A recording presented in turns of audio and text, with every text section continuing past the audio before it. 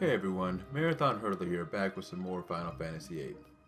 Last time we took a little detour from the main story to visit Dilad and take care of a few side quests, mostly involving Triple Triad, but now that we wrapped that up, we are ready to get back on our way and head on to Galbadia Garden. And yep, as Kesis is saying, we aren't too far away now, so hopefully we won't have any more bumps in the road on the way there. Yep, that's certainly a possibility. We were involved with the kidnapping or attack on the president, if indirectly. Well, it is all your fault, Zal. Yeah, I mean, if you just kept your big mouth shut, we would have been fine. He is a dictator. Dictators aren't known to be the most generous people. Jesus knows what I'm talking about. Yeah, sorry, man. I like how Selphie and Kesis are kind of taken aback as Zell is like having this meltdown. Well, we may have mercenaries, but they have an entire freaking army. Yeah, if it's a big army, there's no way our mercenaries are going to be able to do anything about that. And here comes Renoa, ready to preach at us again about being emotional or being supportive, or yeah. See, Squall even knows what the score is here. Unfortunately, this is kind of Renoa's shtick throughout most of the game. She just enjoys talking to us about how we need to be more emotional, or we should care more about our comrades and whatnot. And I gotta say, it's a little bit annoying when it happens throughout the game. Yeah, it's a bit annoying. Then again, most of the characters in Final Fantasy VIII are kind of like that, where they're a bit shticky. You have Zell, who just can't keep anything under control. Squall, who's like super unemotional. Selphie's just kind of there half the time. And then Kesis is just I don't know what Kesis is, but yeah, the characters in this game, I really liked them when I first. I don't know if I'd say I really liked them, but I did like them when I first started playing the game. But the more I've played it, the more they've kind of fallen down the list, and I guess that's true of this game in general. The more I've played it, the more I've kind of moved towards, I guess, other games or enjoying other games more. Yeah, because if you take, for example, Final Fantasy IX, which is my personal favorite Final Fantasy, I really think the characters there are way more developed and more well-rounded than what you get in Final Fantasy VIII. Although I do like Laguna and his crew. They're pretty easygoing and fun to be around. There's not as much of the, I don't know. It's just, the main characters are just a little too in your face sometimes. And I like these guys just because they're kind of easy to root for, as opposed to a guy like Squall, who not the worst protagonist ever, but I don't know. I don't know. There are just certain, I'll point it out later, but there are just certain things with Squall that kind of throw me off a bit. But anyway, as you saw at the beginning of the episode, I moved Kesis and Selphie into my party, and the reason you wanted to do that, as you saw, was because we were going to be coming to the Dream World again, and those two were the ones who were chosen, and yeah, so we wanted to make sure that they were equipped to make sure that Kyros and Ward have their junctions and spells. And as per usual, Laguna has no idea of how these cliches go, or these cliched sayings go, but it doesn't matter. Yeah, it's time to go. We don't know exactly what this facility is, but we're gonna figure it out.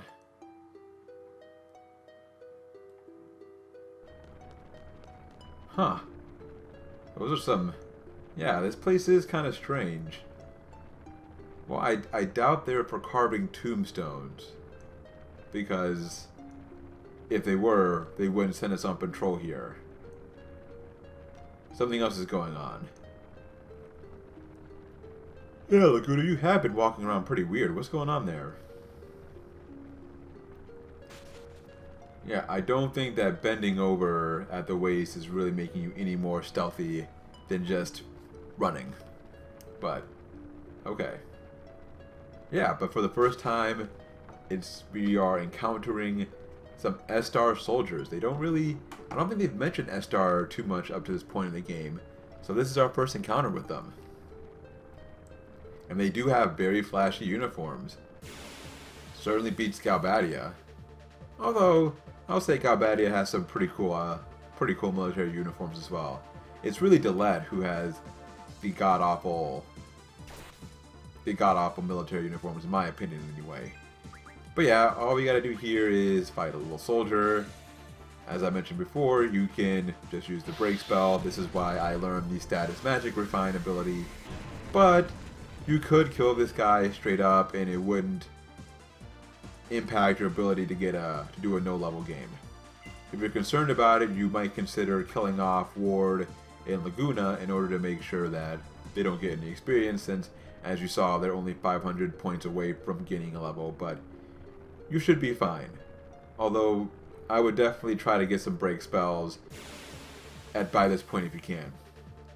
One other thing that I meant to mention before is, if you didn't learn the status magic refine ability, you could actually use the break spell, or you could actually draw the break spell from the forests, not the one that we were just in, but from some of the other forests around Timber. You can run into cockatrices, who's the ones whose card I refined into the break spell there. But yeah, you can do that, and then you can draw break spells from them directly, or you can card them, and then you can refine those cards into cockatrice pinions, which, well, then again, you would need the status magic refine ability for that too, so that actually wouldn't work at all. But you can draw the break spell from them, so that's another option. At this point, I really would encourage you to have the break spell. It's not 100% necessary. This is really this is the last forced encounter that we're going to have for a while, and by the time that we have another one, you should be able to have the status magic refine ability by then. So yeah, and sorry, I meant to edit out this video. I just got rambling there and completely forgot that we had a second battle there. But yep, no big deal. It didn't take too long. But I will, we won't be running in any more random battles, but I will try to remember to edit out repetitive battles in the future. Yeah, it's no good. Time to run. Now, as you can see, Laguna is finally running normally again, so he's no longer worried about being stealthy, I suppose. But yeah, at that intersection, we want to go straight first. The thing about Luna, wow, I almost gave away with this place, the name of this place. The thing about this area that we're in is that there are a lot of little secrets that you want to try to find while you're here, because, well, they unlock secrets later on in an area that we will be visiting. So the first one we want is right here. Yep, so then you just choose to pick it up, and Laguna gets an old key. I guess he puts it in his back pocket, but his back pocket has a hole in it, and so he loses the key. I have no idea how this ties into anything that comes up in the future, but it does. So yeah. And I suppose that's true. There is nothing cheaper than something free, but I don't really understand what the point of that saying is, or what the moral of that saying is. But anyway, we want to keep coming down here, and now we have 3 doors. So the first thing we want to do, there we go, we want to examine the door in the middle and mess with the hatch. And now they're going to have a long discussion about, as always, giving Laguna crap for toying with everything like a little kid. Man, I think this is honestly, of the dream scenarios, and spoiler alert, there will be more dream scenarios in the future, I think this is the one where he has the most random sayings.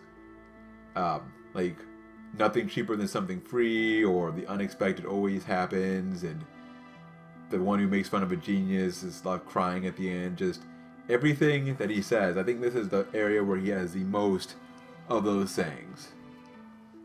And it's kind of weird because they just, I don't know, it's funny, but at the same time, it's just like the only time they really deal with that. So, anyway. Alright. Okay. Okay. It would. There we go. Now we can choose to tamper with it. And Ward and Kiros feel the need to get really far away for some reason. But yeah, but now when we leave the screen, an SR soldier will run in and fall into the trap. So, nice. Now there are actually two big things there. And before I get to that, I want to quickly mess with this other hatch here. Let's see if I can. For some reason, there we go. Yep, let's tamper with this one as well. But he's not going to be able to. Yeah. It's okay though. But you still need to do that in order to unlock a secret later. Now for that middle door, what's important about that one is when you tamper with it and the soldier falls through, it makes it so that you don't have to... It basically eliminates an encounter later in this area. So you definitely want to make sure you do that. Yeah, but then when you come to this area, you examine the scrap metal over here, and then you find another old key, which, once again, Laguna promptly loses. I still have no idea how this leads to any secrets later, but you need to do it anyway. Now, before heading up, we want to come to the right, and then down, and then, once you get here, you'll see that we are at a ladder, and this ladder will lead us back up to the first area where we were at, where we fought the S-Star soldiers, and this is just the other fork in that road there. So the reason we want to go up the ladder now is that we want to head back to the room with the 3 doors, and then we're going to do something when we get back there. So what I'm going to do is I'm just going to edit out my running back, and I will see you back in that room.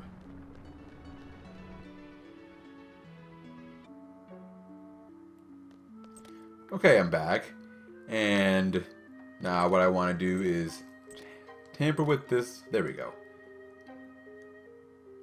We choose to tamper with it, and this time Ward and Kiros actually have a case to make, because we've already unlocked a trap on this dead end, but then there's no point in doing this.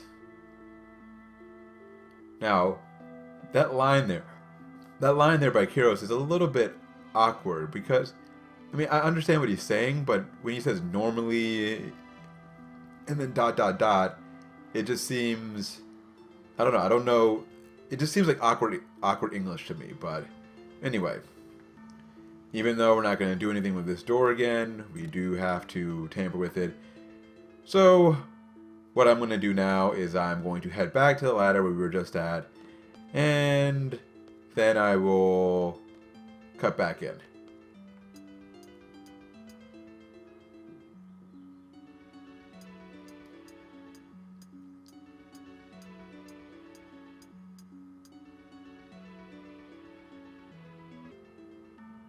Okay, I'm back.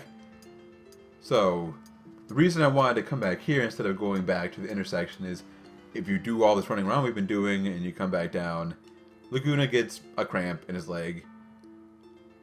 Yeah, for a soldier, he's not in very good shape. I don't see Ward or Kiro struggling there. Yeah, we fought like 2 battles, and we barely even did anything in those battles. Anyway, now we are finally ready to move on, and from this point on, it's going to be pretty straightforward. I really don't know how they expect you to know all those secrets without using a guide. When I played the game the first time, I think I randomly stumbled upon the 2 old keys, and then I heard that little switch thing on the little clicking noise you hear when you run across the door. So I unlocked the middle one, but I didn't get to the other 2, and without using a guide, I don't know how they expect you to know all that. And that's something in some of these role-playing games that kind of annoys me sometimes when you have these secrets that you're supposed to find, but there's like no intuition for how you're supposed to find them. And you know, for a game like Final Fantasy VIII, where there just aren't that many secrets to begin with, there really aren't any secret treasures or just treasures in general, it kind of throws me off to all of a sudden be in an area with all these secrets, and then you're supposed to be able to find them. But anyway, enough of that. Now that we're here, we find a detonator, and apparently Laguna once again can't resist touching everything. So we're gonna press the furthest boulder switch first. If you don't push the red switch first, you won't be able to push the blue one. And you want to be able to push both in order to make sure that you get all the secrets that are available. In addition, pushing both boulders, or wait, actually I'm not sure if these unlock any secrets. No, they do. They do. Now, yes, because what happens now is once the boulder hits this wall, that unlocks one of the doors that we messed with earlier. So as you can see, the switch opens, and now we'll be able to go into that door later to get a secret.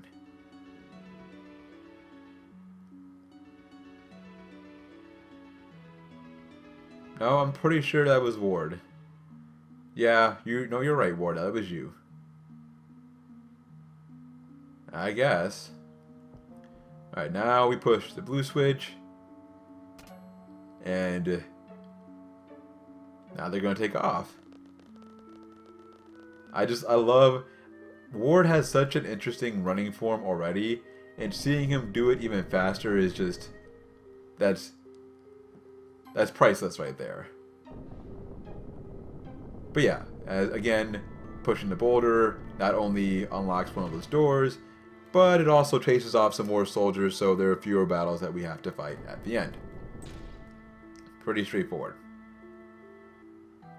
So, with that done, well, first we gotta hear them break down what just happened. Well, it was like Laguna said, though, the detonator was right there. They weren't gonna put something massive there right when it's like 2 feet away from you. It just doesn't really make sense. Then again, does it really make sense to have a detonator tied to boulders anyway? No, probably not. Now, one thing before I move on here is, if you have the mug ability, and you have, or even if you don't have the mug ability, one thing you might consider doing is taking off the Enc-None ability if you have it, and running around here to try to find an enemy called Elastoid. And what you want to do is, you will either want to mug them, or you want to card them, or you want to mug them and then card them. Because doing so will get you steel pipes, and you will need steel pipes later in the game for a very important side quest. So, I've already done that in a backup save file I have off screen, so I won't show it off here. But it's pretty straightforward, so if you're worried about getting those, now might be a time to do that. Also, you want to, when you get here, you want to push that boulder. Seriously, Ward's starting to pick up on this now too. Walking around in foreign territory and you're just touching everything. Pigs? Yeah, I think he means birds. But yeah, I would do that. And I'll show, there's another battle you can fight with Elastoids later, but you only really have so many opportunities, so now would be the time to do that. There's nothing on the path to the right there. That's just, if you had gone, there was an earlier fork before the detonator. If you had made it right there, it would take you around some areas and you'd end up in the middle. But we wanted to take the left path because that's where the secrets were. But now that we're at the top of this cliff here, now we're surrounded by SR soldiers.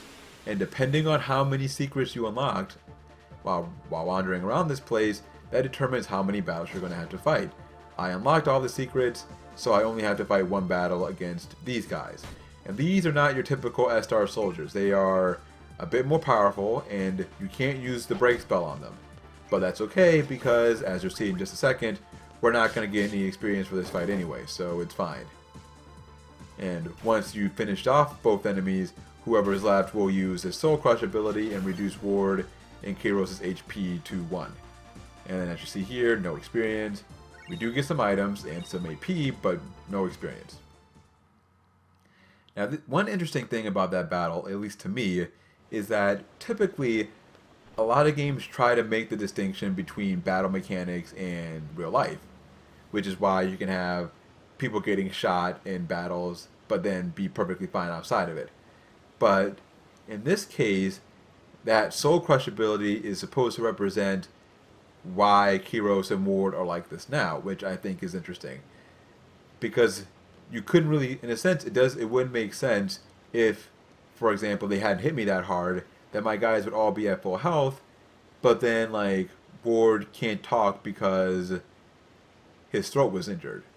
So, and then Laguna, who is still relatively healthy, can walk around.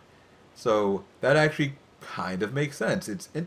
And they don't do it a lot in these games. Final Fantasy IX does it a couple times with the Beatrix battles, where they line up the battle mechanics with what happens in the gameplay or in the storyline. But yeah, it's interesting when games do that, because they typically try to avoid doing that. I don't know how they're planning on getting back to Galbadia. Oh, nope. They're just going to jump off the cliff. That seems smart. You know, Ward only just had his throat slashed. Why not try swimming in what is presumably salt water? I mean, even if you were at full health, jumping from what looks like at least a couple hundred feet would be pretty dangerous. But I can't even imagine trying to do that when you're that beat up. And sorry for the little bit of background noise there just a second ago. They are still doing construction outside of my apartment, so I've tried to line up my recordings around when they typically do construction, but it seems like today I wasn't able to avoid it. So you may hear a couple construction trucks here near the end of the video, but I'm moving to a new apartment actually next week, in just a week from now, so hopefully by the time I get into my new apartment, then I won't have to worry about any more of these noises. But yeah, with all that done, now we are out of our dream sequence. And yeah, I agree with Squall, there's no point in trying to figure this out. We need to get to Galbadia Garden and try to get to some form of sanctuary. And yeah, Renoa, I guess, is apologizing for going in so hard on us, but you know, whatever. Alright, so with all that done, we are finally ready to make our way to Galbadia Garden. But I think I'm actually going to end this video here. So next time we'll head into Galbadia Garden, figure out just what the situation is after the attack on the president, and figure out what our next steps are from here. So until then, this has been Marathon Hurdler. I want to thank you as always for checking out my videos, and I will see you next time.